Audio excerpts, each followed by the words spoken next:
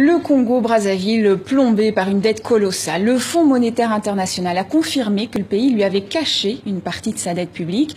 Elle s'élèverait à 120% de son PIB au lieu des 77% annoncés en mars par les autorités.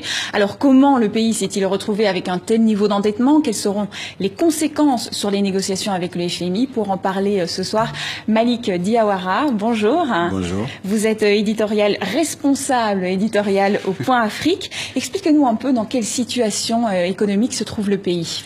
Alors, ce qu'il faut bien comprendre, c'est que déjà au niveau de la croissance du Congo est une croissance négative, moins 1,9%. Déjà ça. La deuxième chose, c'est qu'au niveau des ressources financières, bien sûr, du fait des problèmes rencontrés avec les prix du pétrole, le Congo a moins de rentrées d'argent. Ça, c'est la deuxième chose. La troisième chose, puisqu'il y a moins de rentrées d'argent, ça veut dire qu'il y a un impact au niveau du budget. C'est-à-dire au niveau du budget pour les dépenses, mais aussi au niveau du budget pour les investissements. La troisième chose, c'est que au-delà de cette dimension, le pays est obligé, naturellement, comme toute personne, d'aller chercher de l'argent. Donc, d'aller s'endetter. Alors, au départ, on s'endette auprès de qui peut, parce que, naturellement, le pays a une image, je dirais, positive, entre guillemets, d'un pays producteur de pétrole.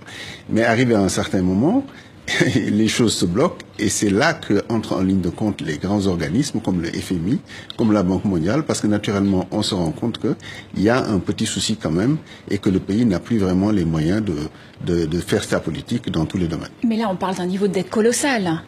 Ben oui, on parle d'un niveau de dette colossal, mais c'est normal, parce que quand on a des ressources aussi importantes à partir du pétrole et qu'on ne fait pas de diversification, et qu'on ne prend pas les mesures nécessaires pour pouvoir développer le service public, pour accompagner les entreprises, parce que quand on dit dette colossale, à mon avis, il faut penser à la dette extérieure, mais il y a aussi la dette intérieure. Parce que l'élément le plus contradictoire au Congo, comme dans beaucoup de pays africains, c'est qu'on se retrouve dans la situation où, d'un côté, l'État explique qu'il faut créer des richesses, donc accompagner la création d'entreprises, etc. Mais de l'autre côté, on se rend bien compte que tout est fait pour que justement cela ne puisse pas avoir lieu. Puisque aujourd'hui, par exemple, un pays comme le Congo, pour s'en sortir, est obligé de développer, je dirais, sa stratégie fiscale, c'est-à-dire comment trouver de l'argent, comment récupérer l'argent, etc. Ça, c'est la première chose. Mais la deuxième chose, on ne le sait peut-être pas souvent, c'est que les chefs d'entreprise africains créent leur entreprise, se battent, mais quelquefois ont comme client l'État qui ne les paye pas.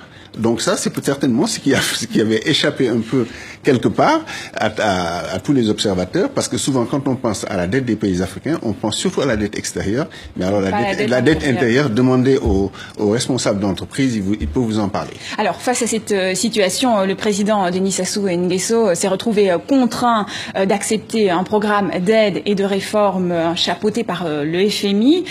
Cette dette cachée, on l'imagine, va avoir d'énormes conséquences sur les négociations. Ah, mais ça aura d'énormes conséquences, parce que d'abord, du point de vue, je dirais, de la sincérité de ces chiffres, naturellement, le FMI va aller fouiller. Ça, c'est déjà une chose. Et ça, c'est pas une bonne nouvelle spécialement pour le pouvoir. C'est vraiment pas une bonne nouvelle. La deuxième chose, c'est quand même quelque part une bonne nouvelle, mais pour le pays cette fois-ci, puisque du fait de l'implication du Fonds monétaire international, naturellement, il y a un travail de transparence qui va être mis en place. Alors, naturellement, le Congo a essayé d'anticiper un peu tout ça en votant, par exemple, en 2016, une loi sur la transparence, mais bon, 2016, c'est juste l'année dernière. Ça veut dire que le pays était déjà dans la nasse et donc les choses étaient vraiment compliquées.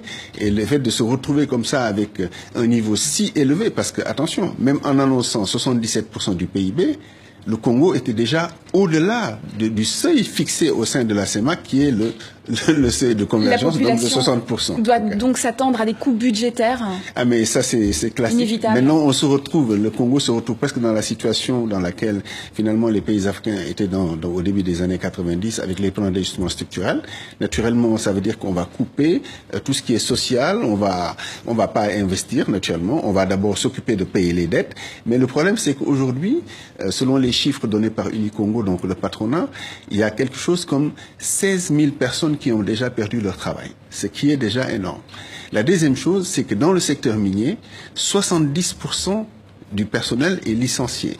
Donc ça veut dire qu'on va se retrouver dans une situation où, alors que sur le plan financier c'est compliqué et sur le plan social ça va être une explosion énorme parce qu'en plus avec tous les mécontentements liés notamment aux élections etc. on voit bien que c'est compliqué. Merci à vous Malik Diawara pour votre décryptage. Merci.